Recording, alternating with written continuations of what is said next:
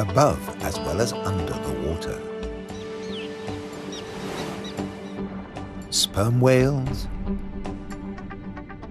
schools of mobular rays, blue sharks find rich feeding grounds in the channels between the islands.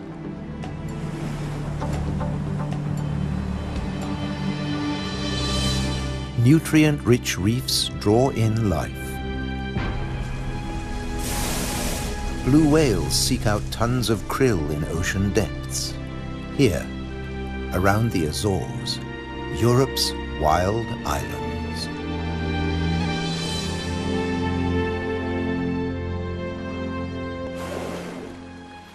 A family of false killer whales cruise the ocean on the lookout for prey.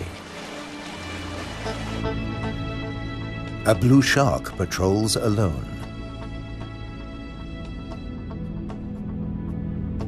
Shoalfish confuse single predators. But when they meet false killer whales, the water boils. An individual false killer whale dives down with its prey.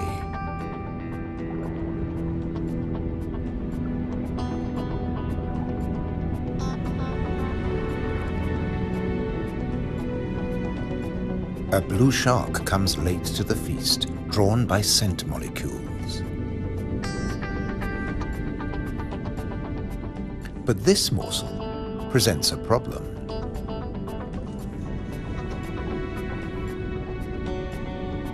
With jaws not made for chewing, it'll never swallow this tail fin.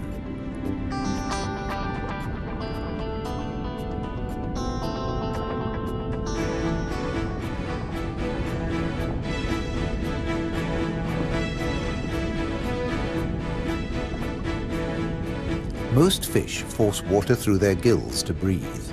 This shark can't, so it has to keep moving.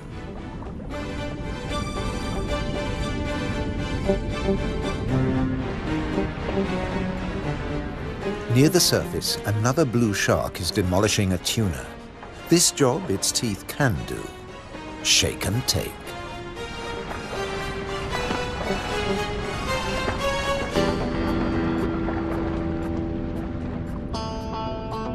Fragments streaming from its gills float to the surface.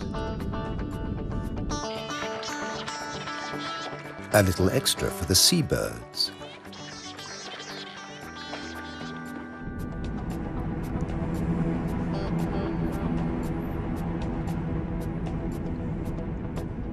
Not all the remains go up.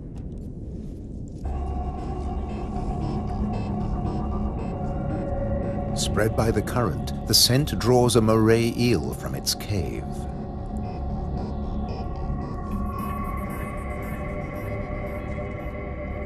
Sea bream, triggerfish, and painted combers are on its tail.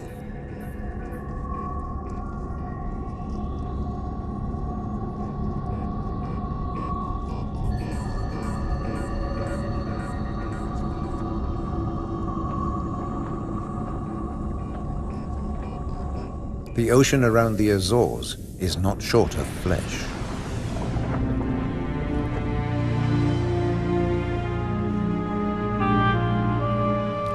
And yet above the water, the islands themselves have no large wild animals. When Portuguese sailors landed on the Azores in 1427, these first humans found no vertebrates at all, except birds and two small species of bat. The birds evolved over time. This variant of the grey wagtail lives only on the Azores.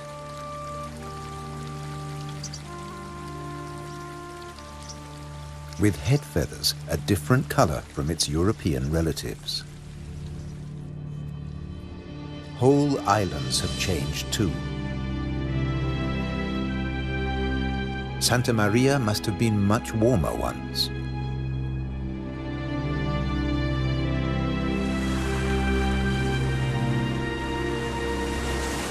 Many of these ocean fossils belong to extinct species that once lived in warmer waters.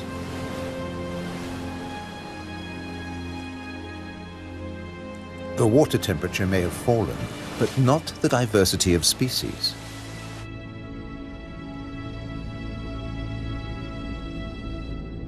After nearly 6 centuries of human habitation, the seas around these volcanic islands are still largely unexplored.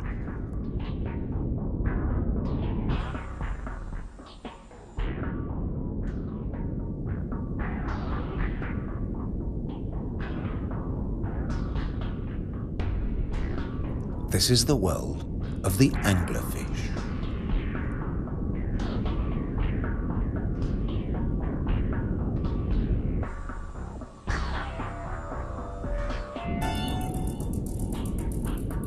A 1,000 meters down, this pink frogmouth ignores the pressure of 100 kilos per square centimeter. Other deep dwellers are less easy to name.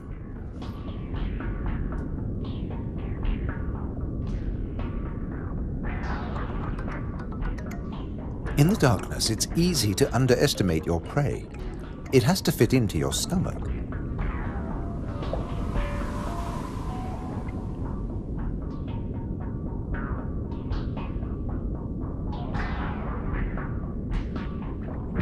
The six-gill is one of the largest deep-sea sharks, but at night it swims to the shallows to feed. The spider crab lives in darkness. It has never seen this kind of light. Nor has its coral community. Beyond the scorpionfish and past the deep-sea sponges, there's an unknown world.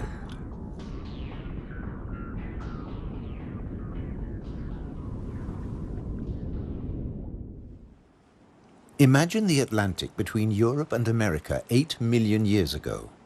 Pressure along the mid-Atlantic ridge forces the continental plates apart. Volcanoes pierce the surface on both the Eurasian and the American side. The Azores.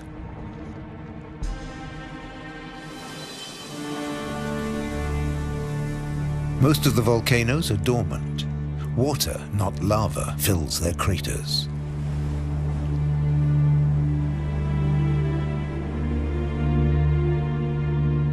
Sometimes only crater edges rear from the sea, worn down by the elements. Spawned by the sea, there too they will return. For now, it's craters that dominate the landscape. Gases still escape from fumaroles on some of the 1,700 volcanoes. Heat brings water almost to boiling point.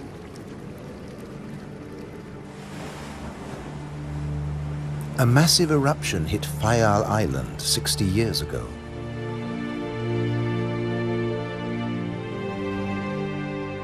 Humans couldn't live in this lunar landscape. Hundreds followed the sun to America.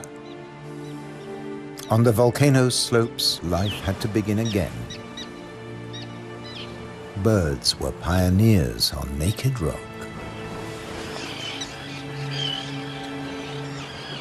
Wind and birds still bring seeds from over the sea. Some come floating in.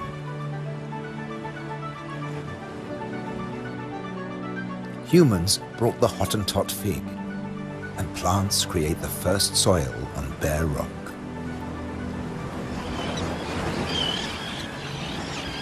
An active volcano will destroy life. Dormant or extinct, it can create it, above and below the water. The underwater cliffs of Formigas are the summit of a volcano. Overall, the waters of Europe's wild islands are home to more than 1,500 species. This is the spiny starfish.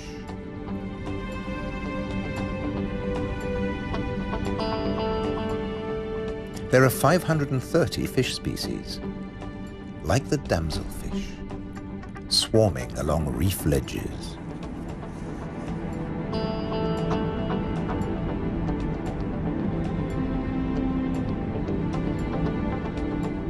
The grouper is a formidable loner. Its giant maws scare off intruders.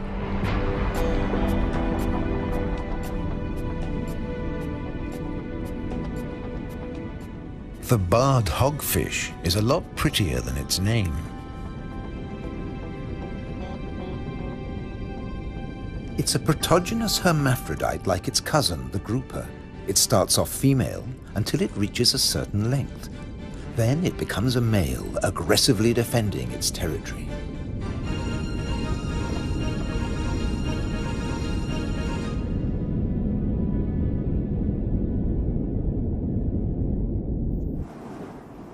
The archipelago's weather changes too, up to 4 seasons in a single day.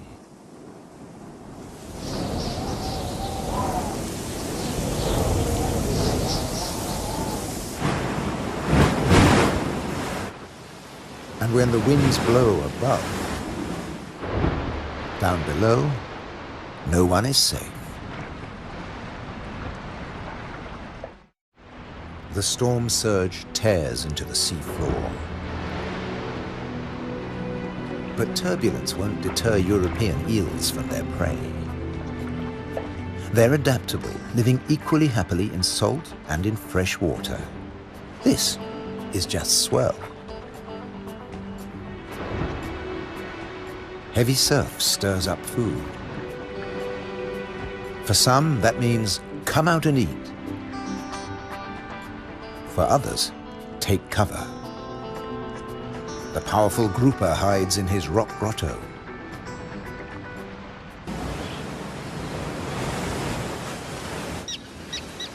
In churning waters, it's tough to spot your prey.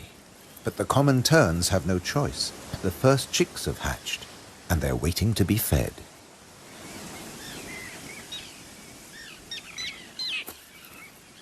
Elsewhere, adults are still brooding. The nest, a few pieces of dried grass, hardly visible. The parents sit in turn for 3 weeks. Their beak, both dagger and tweezers, is perfect for catching small fish.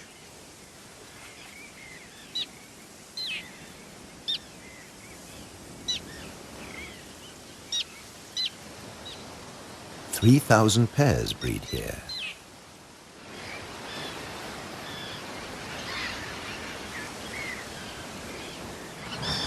Typically, each couple lays 3 eggs.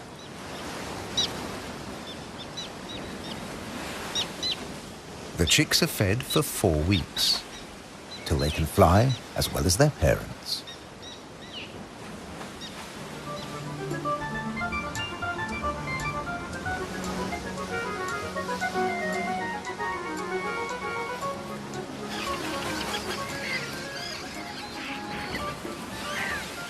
Then they're ready for takeoff on the long journey to South Africa.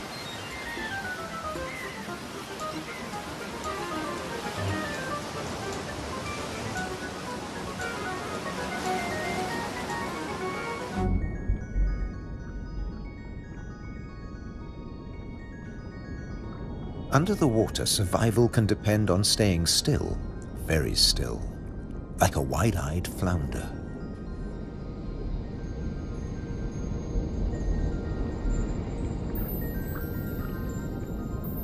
With his general-purpose military markings, the Guinean pufferfish doesn't mind being seen. The Atlantic lizardfish doesn't bother with disguises at all. It simply shimmies into the sand.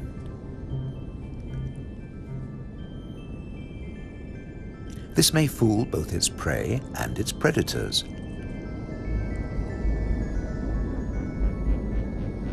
But it won't fool the pufferfish patrol.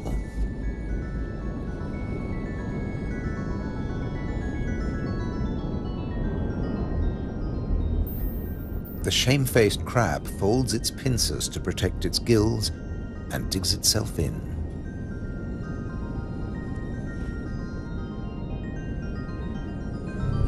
Leaving no opening for the plump flatfish.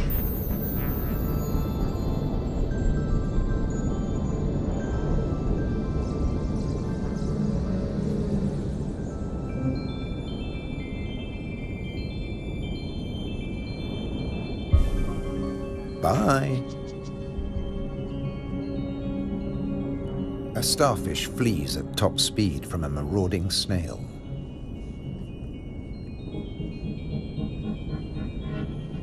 The Triton snail feeds mainly on echinoderms like the purple sea star.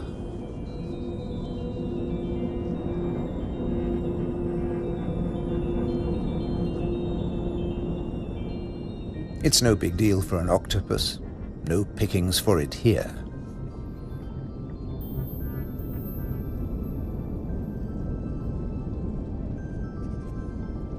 Sacrificing an arm, the starfish gets away.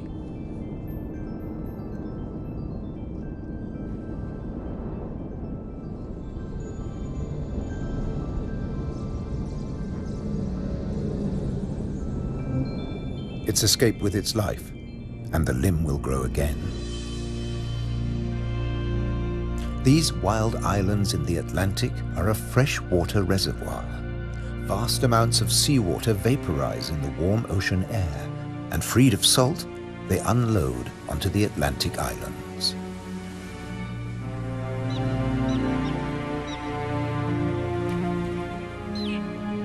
The common tern flies between two worlds, fishing in the sea and in the lakes.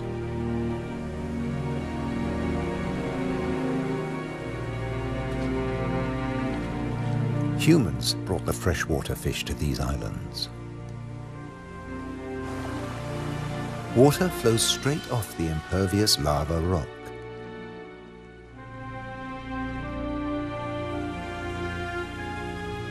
But peat moss sucks up huge quantities of water like a sponge, taking it in through every surface. Deprived of oxygen, the dead parts of the moss never rot. The extremities keep on growing, and the moss colonizes more and more of the bare rock.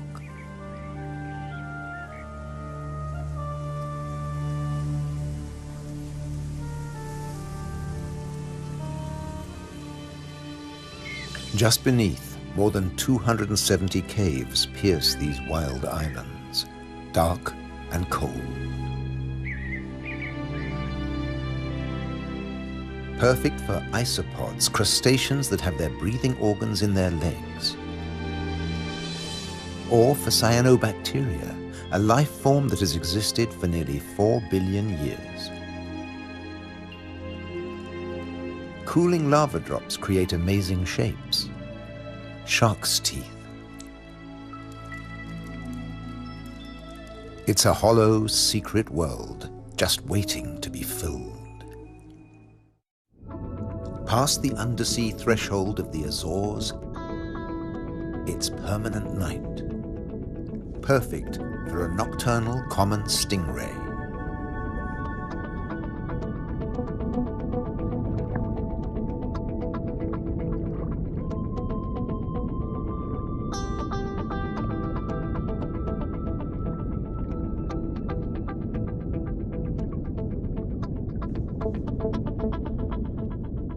It's not alone here. Sliding over the cavern walls, unicorn shrimp. In the camera light, combers and scorpionfish snatch at their prey.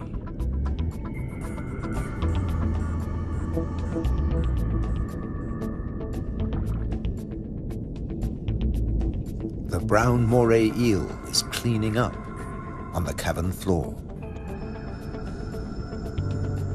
The shrimps come up from deeper waters to spend the winter. For some, it's a short winter. The females packed with blue eggs are especially sought after.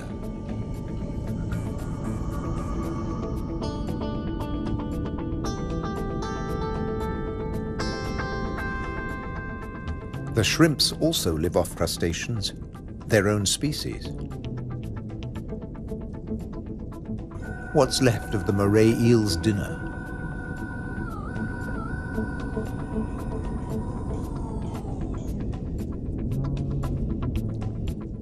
First, eat your neighbor, then take time for a spot of grooming.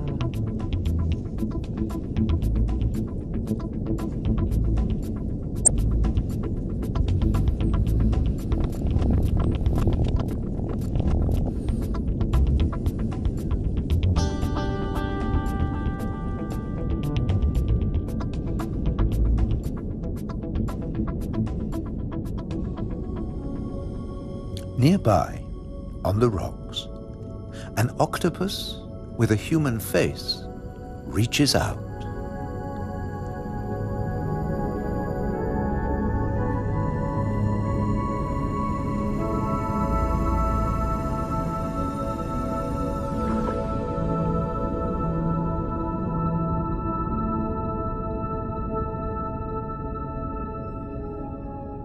The stingray glides back to the ocean.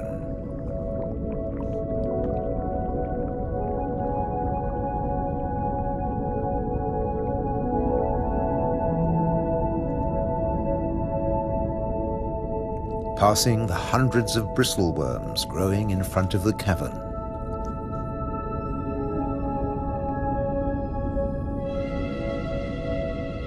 Their tentacles trap particles from the passing current to eat or to construct the tubes they live in.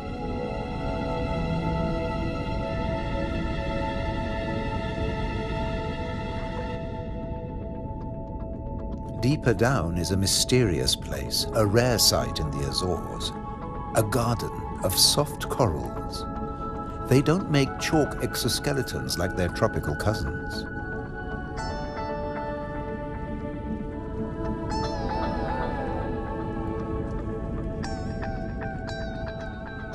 The currents carry plankton down to their home on sunken seamounts.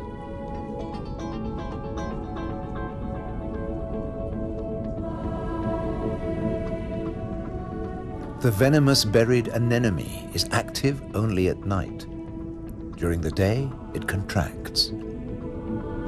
Once, scientists couldn't agree whether corals were plants or animals, so they called them anthozoa, flower animals.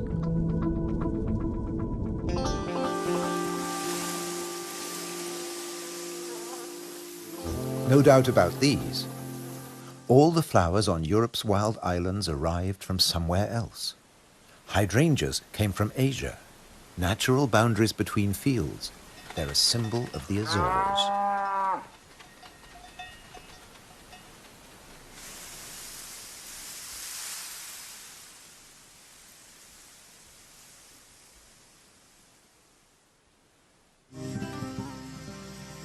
Hundreds of stone walls create hundreds of microclimates for the vines the settlers brought in the 15th century.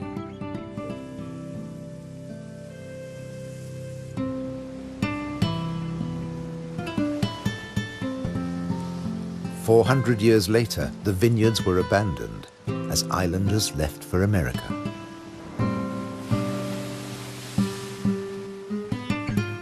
The stone walls became a playground for Madeira lizards.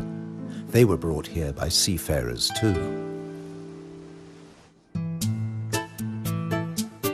Azores wines are now fashionable again. Nearly 1,000 hectares, more than 2,000 acres of ancient vineyards on the island of Pico have been declared a World Heritage Site by UNESCO. The ruts of ox carts, once the island's only transport. They dragged firewood and building materials for houses and stone walls. And they carried the new wines down to the coast to ship to Europe. But at a cost. Beneath these waters is the strangest, most dangerous place on the Azores. They call it the Anchor Graveyard. Scores of great iron anchors lying on the seabed. When an Atlantic storm hit, the only way to save your ship from the rocks was to cut the anchor rope fast and dash for the open sea. The iron left behind has become a rusting reef for a multitude of creatures. These anchors are coated by algae and tube worms.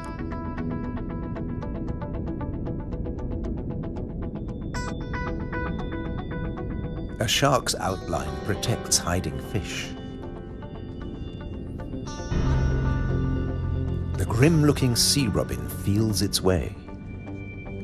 The 3 front spines of its pectoral fins have their own receptor cells for finding food. The Mediterranean mooray's mouth is mournful, but it's miming the call of the sea robin's swim bladders. A common octopus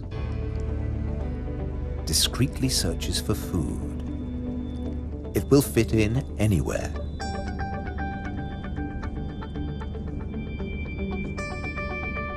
While bearded fireworms clear up the corpses in the anchor graveyard.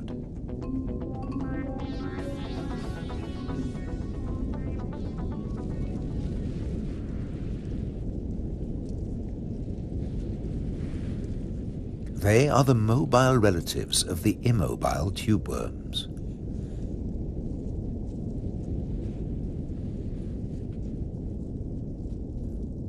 The octopus has found another spot to test its camouflage skills.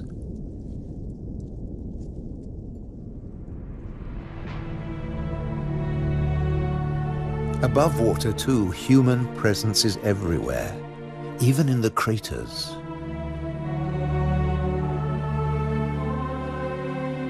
Any straight line means a wall. One that protects the grazing horses and cattle. By keeping the grass short, these domestic animals help the seasonal visitors that have been coming here for thousands of years. The ruddy turnstone digs to find fresh food. Black-bellied plover fly in from Russia on their way to their winter quarters in South America and South Africa.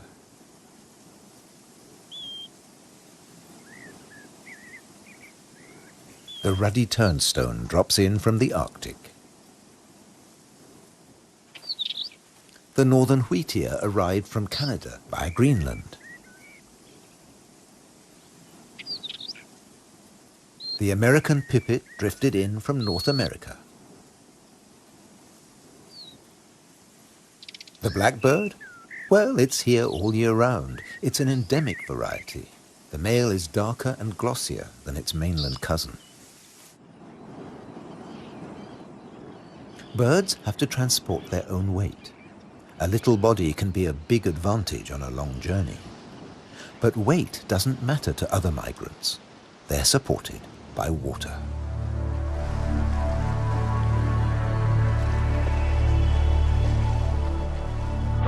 Humpback whales migrate between the Arctic and the tropics. They make a hunchback when they dive, hence the name.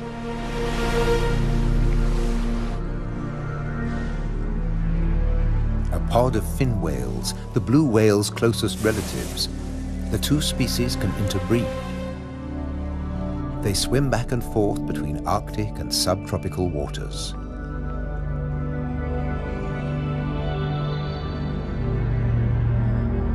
Fin whales and blue whales have their blowhole in the center of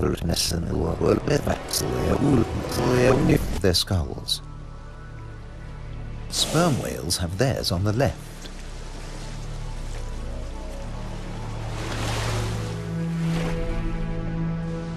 Baleen whales spend long periods sieving krill and plankton from the waters of the Azores.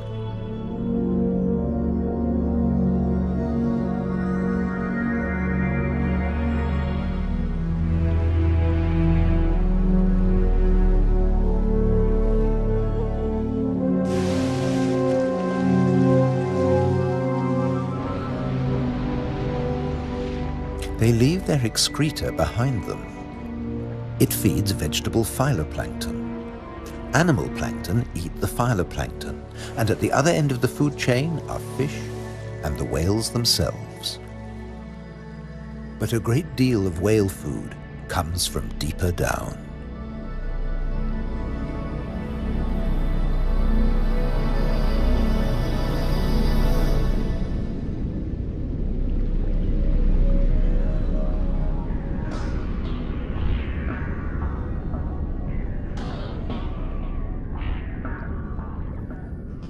Meanwhile, not all the creatures of the eternal darkness are permanently banished to the depths.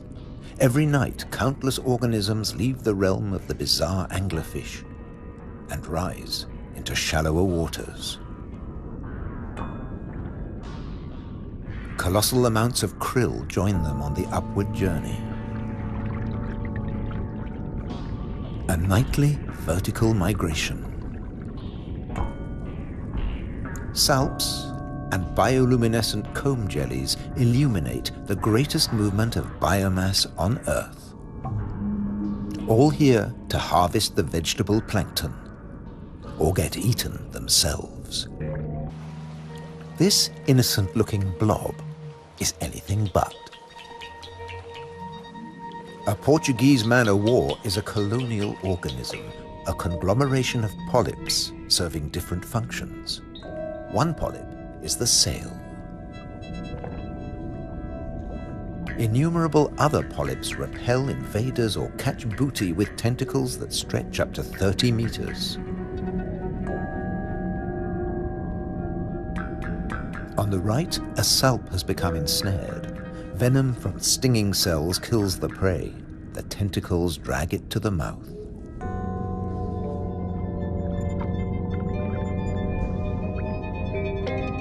Salps are tunicates or sea squirts, more closely related to us than to jellyfish. Delicate bands of muscle rhythmically contract, pumping water through the salp's body, filtering its food.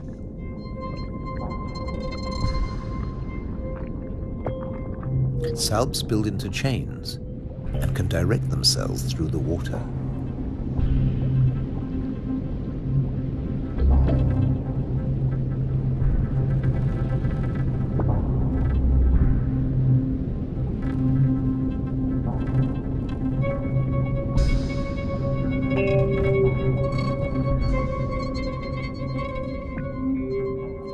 A chain can be up to a meter or longer.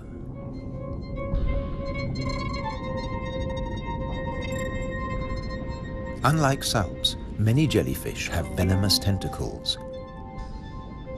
But they too have predators.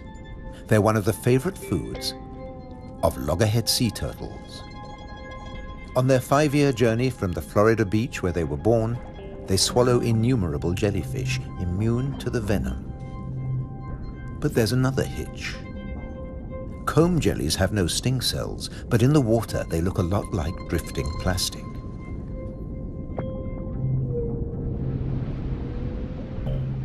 And that's the problem. The turtles try to eat plastic, and it kills them.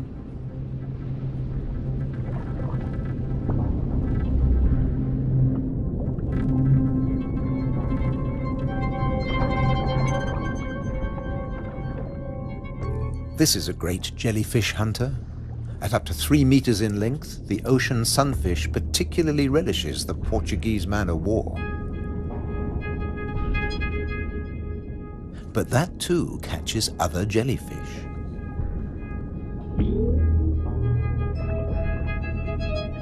The sunfish can dive. This heaviest of all bony fish tears its prey apart in the depths.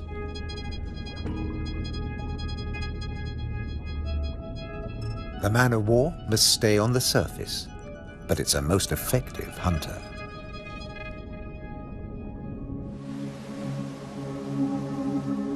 The Cory's shearwater also has a successful strategy, at least in its familiar world.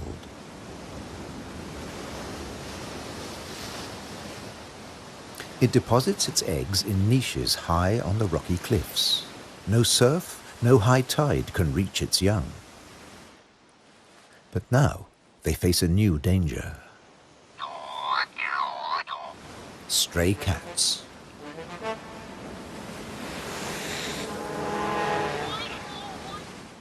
The female shearwater laid a single egg in May. Pity there's only one. Looks like a bad strategy now. They can't adapt to an unwanted gift brought by humans.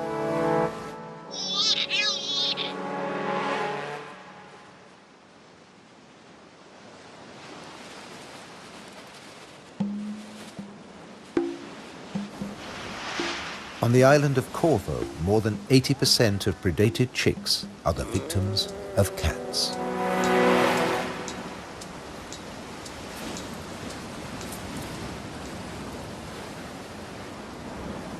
There's nothing the adult birds can do. They spend the whole day out over the sea.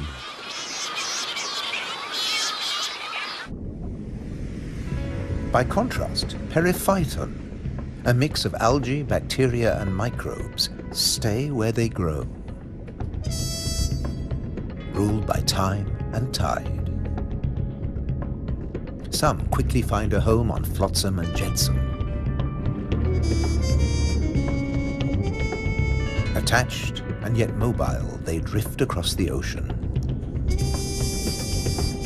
Goose barnacles fix onto hard surfaces. Their cirri grasp plankton from the water. No matter what it's made of, marine debris attracts life forms.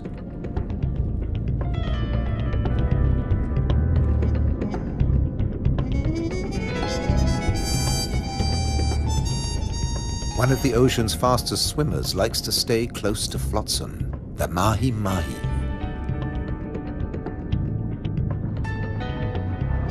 Because floats and buoys provide protection in the open sea. Some species may have survived ocean transfer as passengers on floating debris.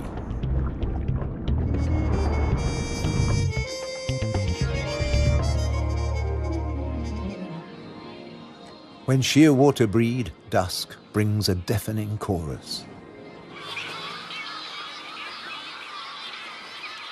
Parent birds calling to their young as they return from the sea.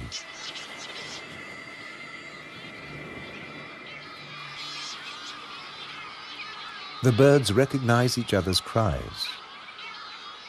75% of all the world's shearwaters breed in gigantic colonies on the Azores.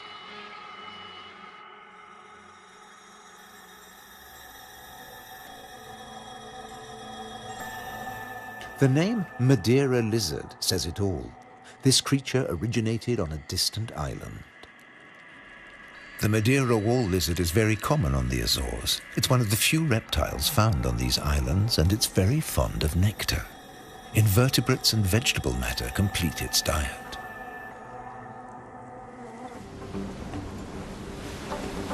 Just across the bay is the domain of a giant. This is the whale shark. The world's biggest fish. That's what 12 meters of muscle and cartilage say about the whale shark. Like mobula rays, it's mainly a plankton eater, but also eats crustaceans and small fish.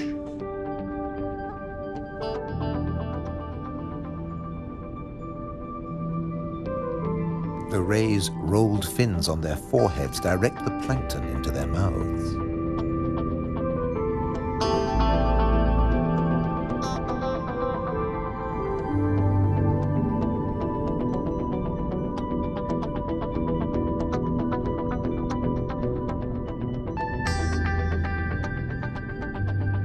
Mobula rays are part of the manta ray family. They cruise in small groups, shadowed by fish using them as cover and picking up their leftovers. Flying in slow motion, the rays dance through the ocean, round the volcanoes.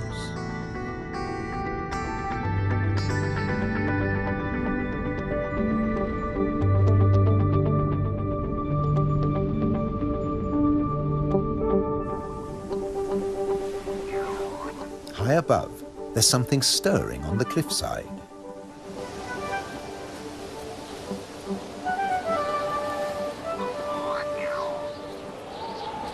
A Cory's shearwater leaves the nest niche for the first time.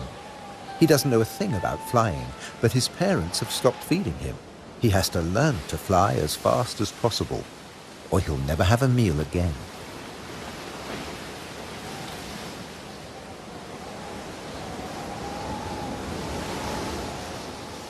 He needs a takeoff point with a fair wind.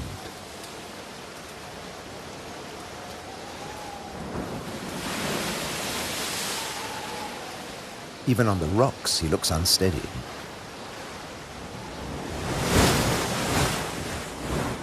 A fellow shearwater learns the difference between flying and falling.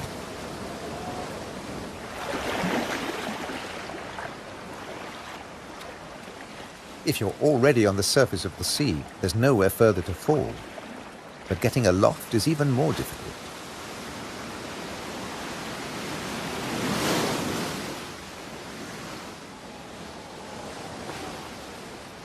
Wings over water. That's the right idea.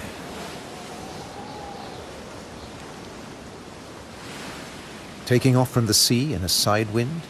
Tough even for the experienced.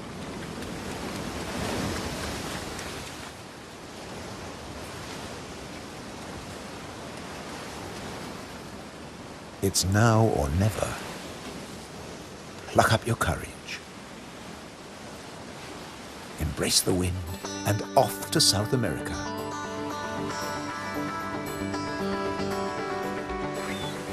On the Azores, you're either coming or going. In December, with the sheer waters long gone, male sperm whales are returning from their feeding grounds in the Arctic waters. They meet males who were too young to make the journey and mothers with their young calves born while they were away.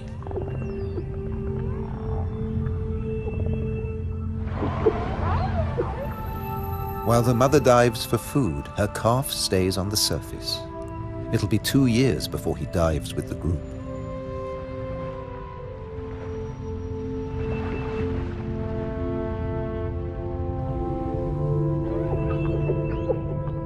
The whales will seek giant squid at a depth of 1,000 meters.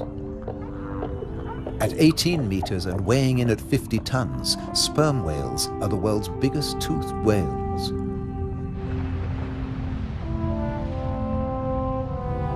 The calf will remain alone for up to an hour, defenseless against a possible attack by killer whales.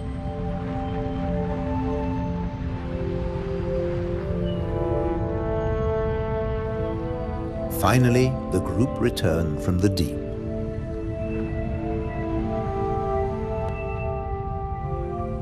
The calf is once more under the protection of its mother. She will feed it for 2 years. During this time, she won't fall pregnant. Now the whales can take their ease, preferably hanging vertically in the water.